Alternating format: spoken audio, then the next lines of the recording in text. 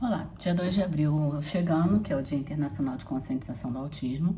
A gente tem falado muito sobre a questão, uma coisa que é muito importante, que é o diagnóstico precoce do autismo, e que a gente já sabe que ele pode ser feito mesmo antes dos 2 anos, a gente já tem o sinal de alerta em relação ao autismo. Mas um outro tema que é muito importante também é em relação a conscientizar em relação às comorbidades do autismo. Eu postei aqui na segunda-feira um vídeo da doutora Simone Pires falando sobre essa questão de conscientização das comorbidades e eu queria falar um pouquinho sobre a comorbidade que mais nos afeta aqui em casa, que é o transtorno de sono. Desde muito bebezinho, o Dani tem um transtorno de distúrbio de sono, né, um transtorno de sono, tem muita dificuldade, mesmo antes do diagnóstico. A gente era aquele bebê que era muito agitado, que tinha muita dificuldade para dormir.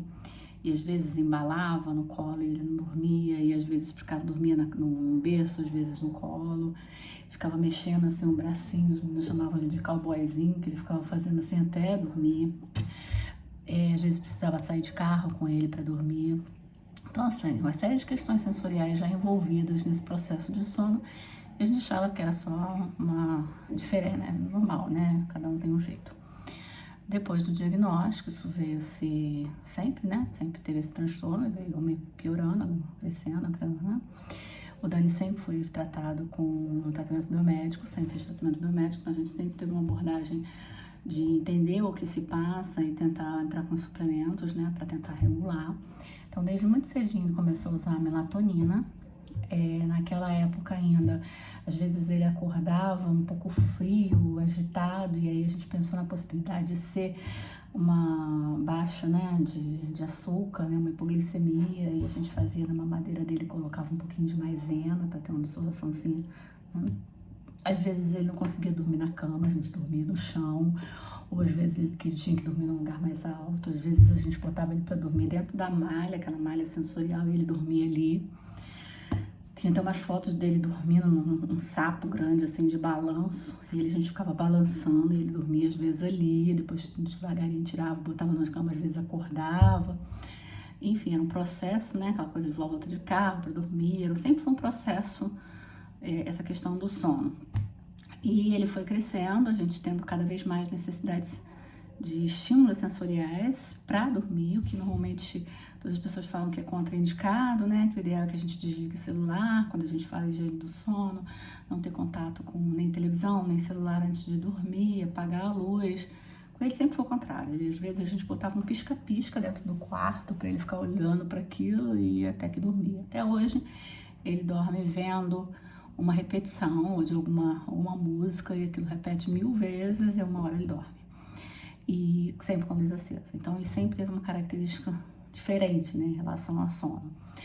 Então ele começou com a melatonina mais cedo, depois a gente adicionou a atensina, né? E aí a melatonina para indução do sono e a atensina para manutenção do sono.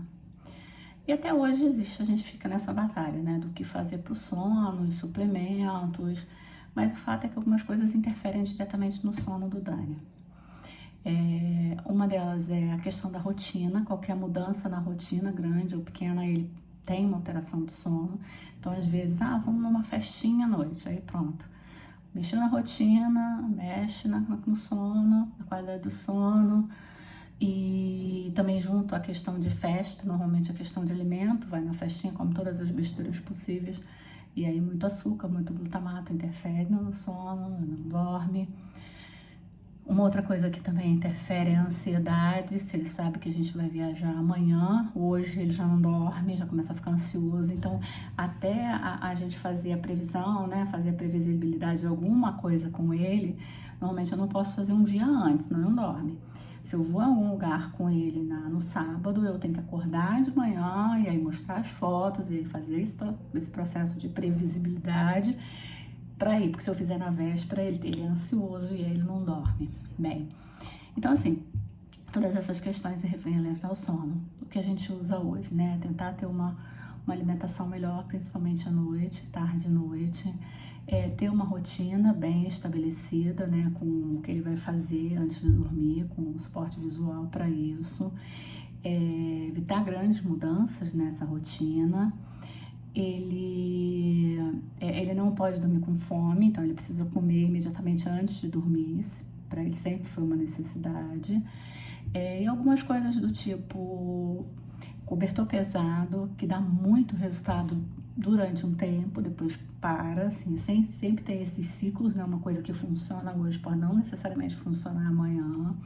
Às vezes ele gosta de dormir com alguém fazendo massagem nos pés, às vezes não pode tocar nele. Então, assim, a gente tem que estar o tempo todo atento aos sinais e o que pode estar interferindo no sono. Uma coisa que inclusive a gente observa é a mudança do ciclo da lua, que influencia e, enfim, tem, eu acho que relações com parasitos, enfim, cada criança tem uma característica, mas realmente o sono sempre foi um problema aqui em casa.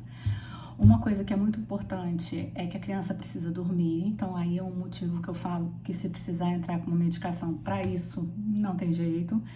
A criança precisa dormir, a mãe, a família precisa dormir.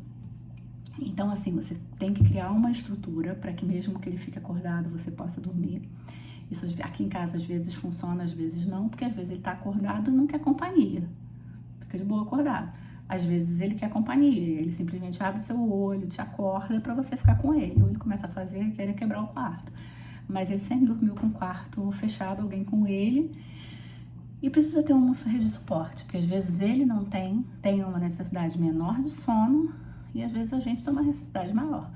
Então, assim, a privação do sono é um problema. Então, é uma coisa que precisa ser estruturada, né? Tem que ter suporte, tem que ter alguém que possa revezar com a mãe. Uma criança que tem um distúrbio de sono precisa de alguém para ajudar, para eventualmente dormir.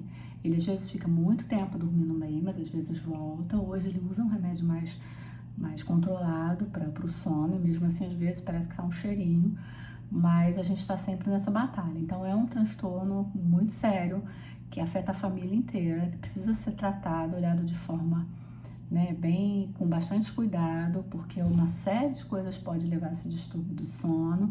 Às vezes são só questões sensoriais, mas questões orgânicas, às vezes é uma questão de rotina, de estabelecer uma boa rotina, uma boa pro sono, né, com um banho relaxante, alguma coisa assim, mas é uma coisa que precisa ser muito cuidado, e é um problema que não parece tão grande, mas quando você tá nele e você não consegue dormir, afeta muito a família toda. É um ciclo vicioso, né, você fica estressado e aí mais estressa a criança e aí menos ele dorme. Então era isso, só para que as pessoas fiquem atentas à questão dos transtornos de sono, dos distúrbios de sono na criança autista, que realmente é um problema e precisa ser visto com muito cuidado, não só em relação à criança, mas a toda a família. Um abraço.